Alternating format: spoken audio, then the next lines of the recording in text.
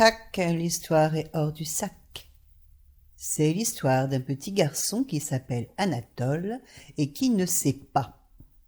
Un jour, quelqu'un lui a demandé « Tu t'appelles Anatole comment ?»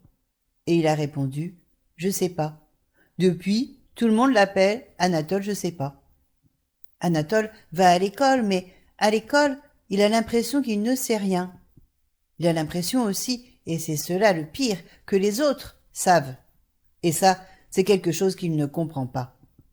Comment font-ils pour savoir? Anatole, lui, quand le maître pose une question, ou quand il doit faire un devoir, il ne sait pas.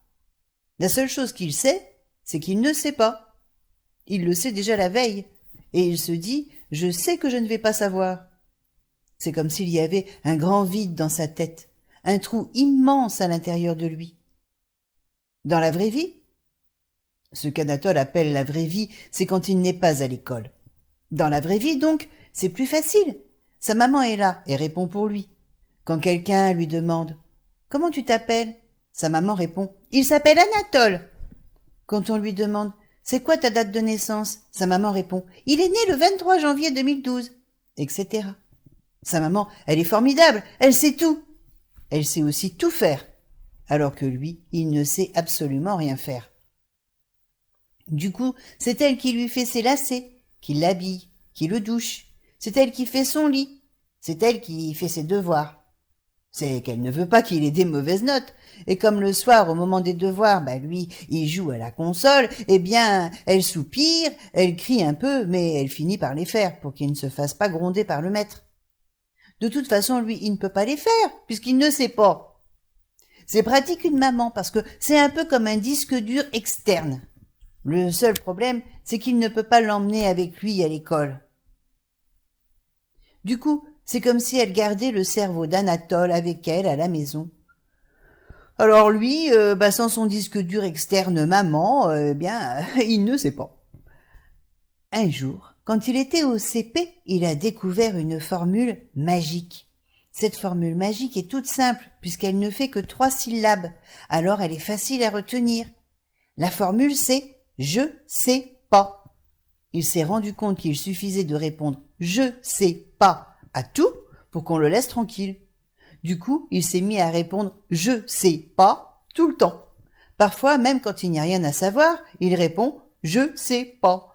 Par exemple, quand on lui demande ce qu'il aime, de quoi il a envie, ou quand on lui demande comment il va, il répond « je sais pas ». C'est génial! Quand les adultes insistent, il suffit de répéter « je sais pas » et de rajouter « moi ». « Je sais pas, moi ». Ça leur fait comprendre que ce n'est que lui qui ne sait pas, mais qu'ils peuvent demander à sa mère. Parfois, certains insistent en lui disant « Mais enfin, Anatole, réfléchis un peu !» Mais c'est parce qu'ils ne savent pas que réfléchir, justement, il ne sait pas. Ça lui montre que les adultes aussi, des fois, ils ne savent pas, et ça l'étonne toujours beaucoup. Anatole s'ennuie à l'école, et il n'a pas beaucoup de copains. Quand les autres garçons lui demandent s'il veut jouer au foot avec eux, il répond « je sais pas ». Alors il le laisse de côté. Une fois, il s'est demandé s'il le voulait ou pas, jouer au foot, mais il s'est rendu compte que, vraiment, il ne savait pas. Quand les filles lui demandent « Tu préfères qui, Anaïs ou Dorothée ?» il répond « Je sais pas ». Alors maintenant, elle ne lui demande plus rien. À la maison, il a demandé à sa mère « C'est qui la plus jolie, Anaïs ou Dorothée ?» Et sa mère a répondu « Dorothée ». Le lendemain, il est allé voir les filles et il leur a dit « Ma mère, elle a dit que c'est Dorothée la plus belle. » Mais elles ont haussé les épaules, elles sont parties jouer à chat sans s'occuper de lui. À la cantine, Madame Passe-Plat lui demande « Tu veux du poulet ou du poisson ?» Il essaie de savoir ce qu'il préfère, mais quand il ouvre la bouche pour répondre, la seule réponse qui sort, c'est « je sais pas ».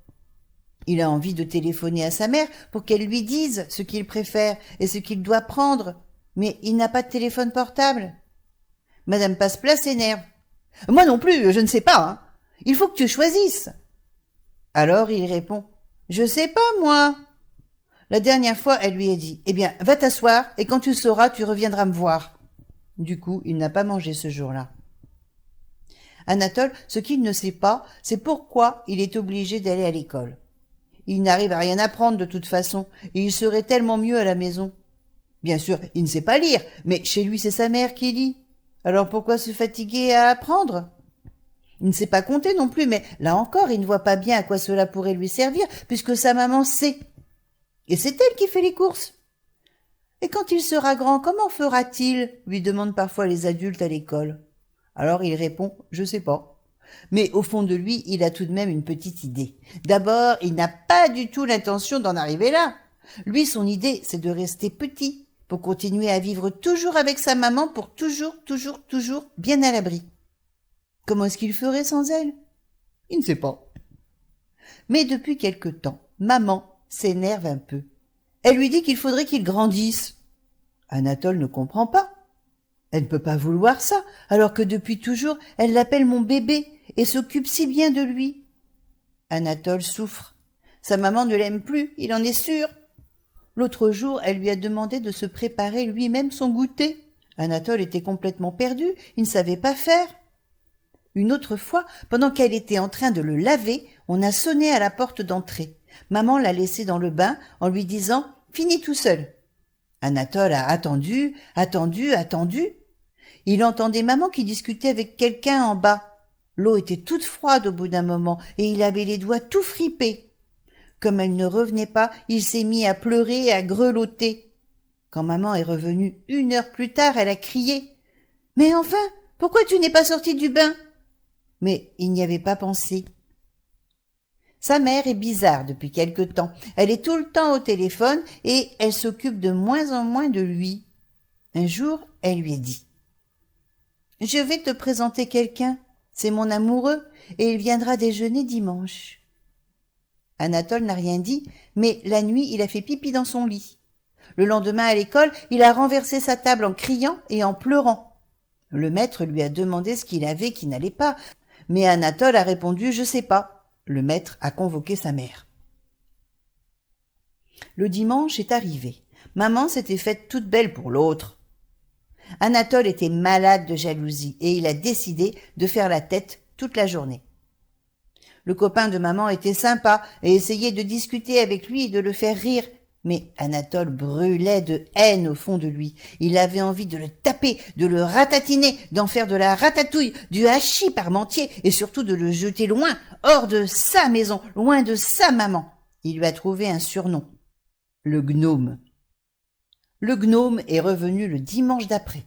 Anatole est allé chercher sa carabine à flèches de son vieux tir au pigeon pour lui faire comprendre qu'il n'était pas le bienvenu. Quand le gnome lui posait des questions, Anatole répondait entre ses dents. « Sale gnome, sale gnome !» Quand il est parti le soir, maman lui a demandé « Alors, comment le trouves-tu? Que dirais-tu qu'il devienne ton papa ?» Anatole est resté interdit. Puis il s'est mis à hurler. « Non, je veux pas! C'est pas mon papa !» Plus tard dans la nuit, il s'est mis à hurler encore plus fort. « Et d'abord, je veux savoir qui est mon papa !» Il y a eu un grand silence. Anatole avait soudain compris d'où venait ce grand trou à l'intérieur de lui, ce vide qui lui faisait penser qu'il ne pouvait rien savoir. Anatole, je sais pas, ne savait pas qui était son père. La vie d'Anatole changea. Du tout au tout.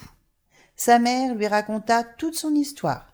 Anatole voulait tout savoir et lui posait 1000 questions tous les jours.